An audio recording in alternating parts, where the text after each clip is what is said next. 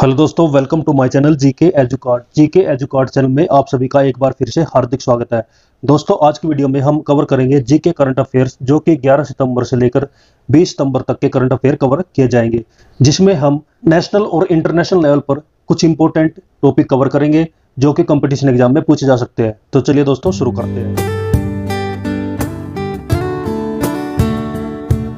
तो सबसे पहले आ जाता है संयुक्त राष्ट्र मानव विकास सूचकांक 2021 का जारी कर दिया गया है। संयुक्त राष्ट्र मानव विकास सूचकांक 2021 का जारी कर दिया गया है, जिसमें भारत 132वें स्थान पर रहा और नॉर्वे शीर्ष स्थान पर रहा।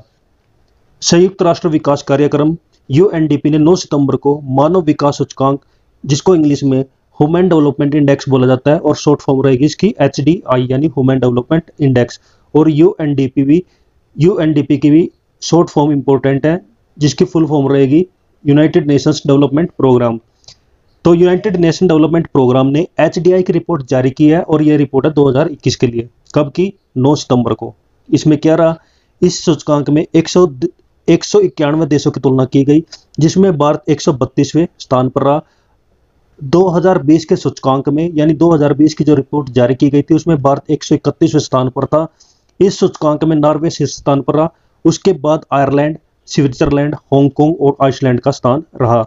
भारत के पड़ोसी देशों के बारे में बात करते हैं तो भारत के पड़ोसी देशों में श्रीलंका 73वें स्थान पर रहा, चाइना 79वें स्थान पर रहा, बांग्लादेश 129वें स्थान पर रहा, भूटान 127वें स्थान पर रहा। ये चारों देश भारत से ऊपर रहे, जबकि पाकिस्तान 161वें स्थान पर, नेपाल 143वें स्थान पर और म्यांमार 149वें स्थान पर रहा। नेक्स्ट टॉपिक आ जाता है बांग्लादेश की प्रधानमंत्री शेख हसीना ने भारत की यात्रा की, दोनों देशों के बीच में 7 समझौते हुए। बांग्लादेश की प्रधानमंत्री शेख हसीना ने 5 सितंबर से लेकर 8 सितंबर तक भारत की यात्रा की। अक्टूबर 2019 के बाद शेख हसीना का भारत की यह दूसरी यात्रा थी। यात्रा के दौरान प्रधानमंत्री हसीना ने भारतीय प्रधानमंत्री नरेंद्र मोदी के साथ नई दिल्ली में द्विपक्षीय वार्ता की। दोनों नेताओं के नेतृत्व में भारत बांग्लादेश प्रतिनिधिमंडल स्तर की बातचीत हुई, जिसमें आपसी साझेदारी की समीक्षा की गई।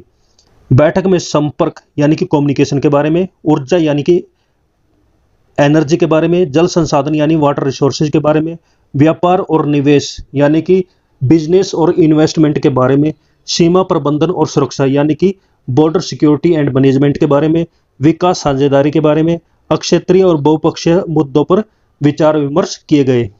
दोनों देशों के बीच जल संसाधन, रेलवे, विज्ञान प्रौद्योगिकी, अंतरिक्ष प्रौद्योगिकी यानी कि स्पेस टेक्नोलॉजी के संबंध में 7 समझौते हुए। इसमें प्रसार भारती और बांग्लादेश टेलीविजन के बीच में प्रसारण के क्षेत्र में सहयोग बढ़ाने का समझौता भी शामिल है। तो ये थी भारत की यात्रा पर आई प्रधानमंत्री शेख हसीना और भारत के बीच में हुए समझौतों के बारे में। अब हम पढ़ लेते हैं अमेरिकी ओपन टेनिस 2022।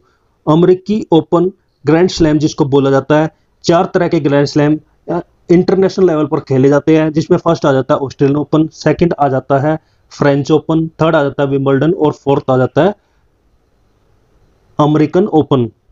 तो अमेरिकन ओपन टेनिस के बारे में पढ़ लेते हैं। यह 142वीं प्रतियोगिता थी। इसमें पुरुष एकल का जो खिताब है वो स्पेन के कार्लोस अल्काराज ने जीता। यह उनका पहला ग्रैंड स्लैम खिताब था। अल्काराज जो है 19 वर्षीय खिलाड़ी है, जो नडाल के बाद सबसे कम उम्र में ग्रैंड स्लैम जीतने वाले विजेता है। महिला एकल का जो खिताब है वो पोलैंड की ईगा स्विएटेक ने अपने नाम किया।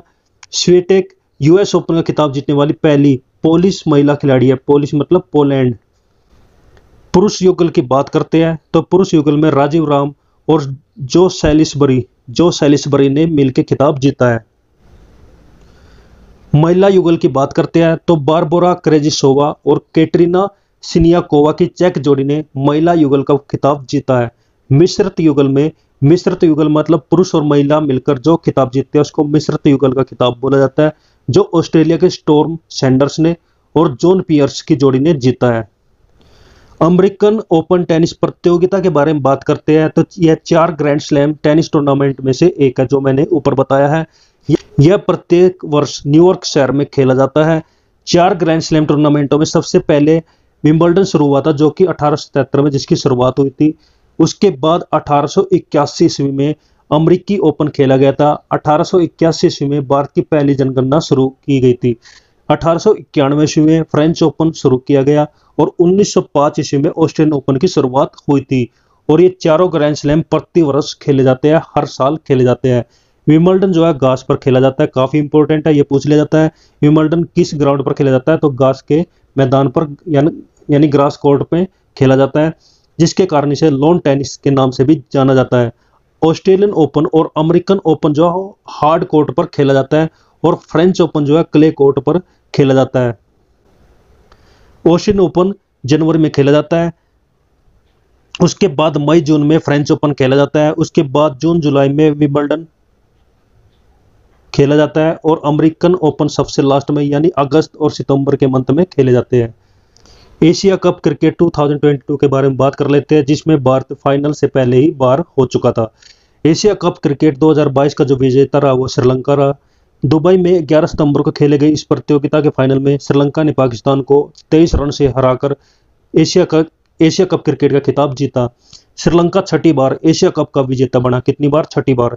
फाइनल में पहले बल्लेबाजी करते हुए श्रीलंका ने 20 ओवर में 6 विकेट खोकर 170 रन बनाए, जिसके जवाब में पाकिस्तान की टीम 20 ओवर में 147 रन ही बना पाई। श्रीलंका के ऑलराउंडर थे वानु हसरंगा, जिसको मैन ऑफ द सीरीज का खिताब नवाजा गया, और बानुका राजपक्ष को फाइनल मुकाबले में मैन ऑफ द मैच घोषित किया गया। भारत ने सबसे ज्यादा 7 बार एशिया कप क्रिकेट जीता है। अब आगे देख लेते हैं। मुकुल रोहतगी भारत के नए अटॉर्नी जनरल नियुक्त किए गए। भारत के अटॉर्नी जनरल के रूप में मुकुल रोहतगी को नियुक्त किया गया। वे 1 अक्टूबर से अपना यह कार्यकाल शुरू करेंगे। रोहतगी के वेणुगोपाल की जगह लेंगे, जिनका कार्यकाल 30 सितंबर को खत्म हो जाएगा। तो अभी तक हमारे देश के अटॉर्नी जनरल हैं वो कौन है? के वेणुगोपाल। अब उनकी जगह कौन रहेंगे? मुकुल रोहतगी। कब से? 1 अक्टूबर से। मुकुल रोहतगी का यह दूसरा कार्यकाल होगा, यानी इससे पहले भी वो अटॉर्नी जनरल रह चुके हैं। इससे पहले वे जून 2014 से लेकर 2017 तक भारत के अटॉर्नी जनरल रहे। अटॉर्नी जनरल के रूप में नियुक्त किए गए। मौजूदा अटॉर्नी जनरल के वेणुगोपाल ने 1 जुलाई 2017 को मुकुल रोहतगी की जगह अटॉर्नी जनरल के रूप में पदभार संभाला था। अब अटॉर्नी जनरल के बारे में कुछ पॉइंट कवर कर लेते हैं, जो कि कंपटीशन एग्जाम में बहुत ज्यादा पूछे जाते हैं। सबसे पहले तो यह संविधान के किस अनुच्छेद में आता है? तो अनुच्छेद 76 के तहत भारत के अटॉर्नी जनरल का चुनाव किया जाता है और इसकी नियुक्ति कौन करता है? भारत का राष्ट्रपति। उच्चतम न्यायालय का न्यायाधीश बनने की योग्यता रखने वाले किसी भी व्यक्ति को राष्ट्रपति महान्यायवादी के पद पर नियुक्त कर सकते हैं। महान्यायवादी मतलब अटॉर्नी जनरल। देश के महान्यायवादी का कर्तव्य है कानूनी मामलों में केंद्र सरकार की मदद करना और कानूनी प्रक्रिया की उन जिम्मेदारियों को निभाना जो राष्ट्रपति के द्वारा उनको दी गई है। इसके अतिरिक्त संविधान और किसी अन्य कानून के अंतर्गत उसका जो काम निर्धारित किया जाता है उनका पालन करना भी अटॉर्नी जनरल की जिम्मेदारी होती है। अपने कर्तव्य के दौरान उन्हें देश के किसी भी न्यायालय में उपस्थित होने का अधिकार है, यानी वह देश के किसी भी न्यायालय में जाकर भारतीय सरकार की तरफ से केस लड़ सकते हैं। उन्हें संसद की कार्रवाई में भाग लेने का अधिकार है। संसद की जो कार्रवाई होती है उसमें अटॉर्नी जनरल भाग ले सकता है, लेकिन उसके पास मतदान करने का अधिकार नहीं होता। उनके कामकाज में सहायता करने के लिए उसके असिस्टेंट रहते हैं, जिनको बोला जाता है सॉलिसिटर जनरल और अतिरिक्त सॉलिसिटर जनरल। तो इनके भी नाम आपको पता होने चाहिए, ये भी काफी इंपॉर्टेंट है। भारत के लिए पहले जो न्यायवादी थे उनका नाम था MC शीतलवाड़। आगे देखते हैं दोस्तों विनेश फोगाट के बारे में, जिसने विश्व कुश्ती चैंपियनशिप में 2 पदक जीतने वाली भारत की पहली महिला बन गई है। विनेश फोगाट ने विश्व कुश्ती चैंपियनशिप 2022 में कांस्य पदक जीता। कौन सा पदक जीता है? कांस्य पदक जीता है। और वह इस प्रकार से विश्व कुश्ती चैंपियनशिप में 2 पदक जीत चुकी है। 14 सितंबर को सेर्बिया में खेले गए मुकाबले में विनेश फोगाट ने 53 किलोग्राम वर्ग में कांस्य पदक जीता। इसके साथ ही वह विश्व कुश्ती चैंपियनशिप में 2 पदक जीतने वाली भारत की पहली महिला बन गई है। इससे पहले 2019 में उन्होंने कजाकिस्तान के नूर सुल्तान में उन्होंने कांस्य पदक जीता था। तो दोनों बार उसने कांस्य पदक जीता है। विनेश फोगाट ने राष्ट्रमंडल खेलों में भी स्वर्ण पदक जीता है। अब दोस्तों बात कर लेते हैं रोजर फेडरर के बारे में, जो कि टेनिस के महान खिलाड़ी माने जाते हैं। जिस प्रकार से क्रिकेट के अंदर सचिन तेंदुलकर को महान खिलाड़ी माना जाता है, उसी प्रकार टेनिस में भी रोजर फेडरर को टेनिस का महान खिलाड़ी माना जाता है। उसके बारे में यहाँ पर पढ़ते हैं। टेनिस के महान खिलाड़ी रोजर फेडरर ने संन्यास की घोषणा कर दी है, यानी रोजर फेडरर जो है इस खेल से अब संन्यास ले लेंगे, रिटायरमेंट ले लेंगे। 41 वर्षीय फेडरर लेवर कप में करियर के आखिरी बार टेनिस कोर्ट पर उतरेंगे। रोजर फेडरर एक व्यावसायिक स्विस टेनिस खिलाड़ी है जिसकी वर्तमान में एटीपी वरीयता 2 है, यानी कि वो सेकंड रैंकिंग पर है। वह 20 बार ग्रैंड स्लैम जीत चुका है। ग्रैंड स्लैम के बारे में हम पहले बात कर चुके हैं। 4 तरह के grand slam through out the year खेले जाते हैं। इसके अलावा उनके नाम कई रिकॉर्ड है जिसमें आ जाता है लगातार 10 ग्रैंड स्लैम फाइनल खेलना। कब से कब तक? 2005 विंबलडन से लेकर 2007 अमेरिकी ओपन टेनिस टूर्नामेंट तक उसने लगातार 10 ग्रैंड स्लैम के फाइनल खेले हैं। लगातार 19 ग्रैंड स्लैम के सेमीफाइनल मुकाबले उसने खेले हैं, जो कि एक रिकॉर्ड है। नेक्स्ट आ जाता है दोस्तों, भारत के कुनो राष्ट्रीय उद्यान में नामीबिया से 8 चीते लाए गए हैं। उसके बारे में पढ़ लेते हैं।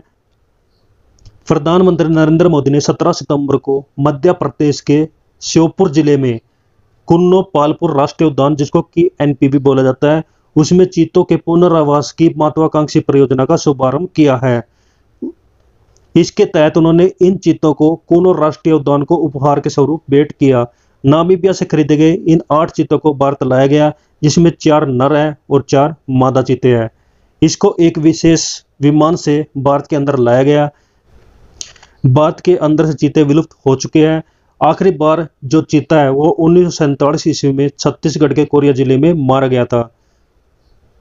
इसके बाद 1952 ईस्वी में इन्हें विलुप्त घोषित कर दिया गया था। दुनिया के अंदर चीतों की सबसे ज्यादा आबादी नामीबिया में है। नामीबिया कहाँ पर है? ये नामीबिया है अफ्रीका महाद्वीप में। नामीबिया को चीतों की राजधानी भी कहा जाता है। अगले 5 वर्षों में नामीबिया, दक्षिण अफ्रीका और अन्य अफ्रीकी देशों से कुल मिलाकर 50 चीते भारत के अंदर लाए जाएंगे। अब बात कर लेते हैं समरकंद में शंघाई सहयोग संगठन की एक 22वीं बैठक के बारे में। शंघाई सहयोग संगठन, जिसको एससीओ यानी शंघाई कोऑपरेशन ऑर्गेनाइजेशन बोला जाता है, यह 22वां शिखर सम्मेलन था। यह कहां पर हुआ था? उज्बेकिस्तान के समरकंद में इसको आयोजित किया गया था। इस बैठक में सभी सदस्य देशों के नेताओं ने और अन्य निमंत्रित अतिथियों ने हिस्सा लिया था। सम्मेलन की अध्यक्षता उज्बेकिस्तान के राष्ट्रपति शौकत मिर्जियोयेव ने की थी। प्रधानमंत्री नरेंद्र मोदी इस सम्मेलन में हिस्सा लेने के प्रयोजन से 15 से 16 सितंबर को उज्बेकिस्तान की यात्रा पर गए थे। इस यात्रा के दौरान उन्होंने सम्मेलन में हिस्सा लिया और इसमें कई बहुपक्षीय और द्विपक्षीय उन्होंने अन्य देशों के साथ बैठकें की थी। आगे देखते दोस्तों, भारत में किया जाएगा फीफा अंडर 17 महिला विश्व कप। इसका आयोजन 2022 में किया जाएगा। 2022 में फीफा अंडर 17 महिला विश्व कप का 7वां संस्करण खेला जाएगा। यह 11 अक्टूबर से लेकर 30 अक्टूबर तक खेला जाएगा। फीफा अंडर 17 महिला विश्व कप हर 2 साल में आयोजित किया जाता है। 2008 से federation international the football association के द्वारा, जिसको शॉर्ट फॉर्म में फीफा बोला जाता है, उसके द्वारा इस टूर्नामेंट को आयोजित किया जाता है। 2022 संस्करण दूसरी बार है जब भारत पुरुषों के 2017 फीफा अंडर विश्व कप के बाद फीफा टूर्नामेंट की मेजबानी करेगा। यह टूर्नामेंट 3 स्थानों पर खेला जाएगा, भुवनेश्वर में, नवी मुंबई में और गोवा में। नेक्स्ट आ जाता है दोस्तों, हड़प्पा संस्कृति पर दुनिया का सबसे बड़ा संग्रहालय राखीगढ़ी में बनाया जाएगा। यानी हड़प्पा संस्कृति के बारे में आप जानते होंगे, जो कि 2500 से लेकर 1500 BC के बीच में मानी जाती है। हड़प्पा संस्कृति भारत में है और मोहनजोदड़ो की संस्कृति पाकिस्तान में है। तो हड़प्पा संस्कृति पर दुनिया में सबसे बड़ा संग्रहालय राखीगढ़ी में बनाया जाएगा, जो कि कहां पर है? हरियाणा में। राखीगढ़ी में हड़प्पा संस्कृति पर संग्रहालय सिंधु घाटी सभ्यता से संबंधित लगभग 5000 साल पुरानी कलाकृतियों को प्रदर्शित करेगा। यह विश्व स्तरीय संग्रहालय राखीगढ़ी के इतिहास को दर्शाने वाली तस्वीरों को प्रदर्शित करेगा। यह संग्रहालय वर्तमान में जो निर्माणाधीन है, इसमें इसकी कंस्ट्रक्शन चल रही है। राखीगढ़ी को अंतर्राष्ट्रीय और राष्ट्रीय स्तर पर पहचान देगा। इस संग्रहालय के अंदर बच्चों को मनोरंजक तरीके से इतिहास से अवगत कराया जाएगा। इसमें एक ओपन थिएटर रहेगा और उसके साथ एक पुस्तकालय भी होगा। तो दोस्तों, ये आज की वीडियो जिसको हम यहीं पर ही खत्म करते हैं, जिसमें हमने 11 सितंबर से लेकर 20 सितंबर तक के टॉपिक कवर किए हैं। आपको वीडियो कैसी लगी कमेंट करके जरूर बताएं। अगर आपको वीडियो अच्छी लगी तो वीडियो को जरूर लाइक करें, शेयर करें और मेरा चैनल जीके एजुकेट जिसने अभी तक सब्सक्राइब नहीं किया है तो इसको जरूर सब्सक्राइब करें। तो दोस्तों खुश रहिए, मुस्कुराते रहिए, अच्छे पढ़ाई करिए। बेस्ट ऑफ लक सभी को। Thank you. जय हिंद, जय भारत, वंदे मातरम।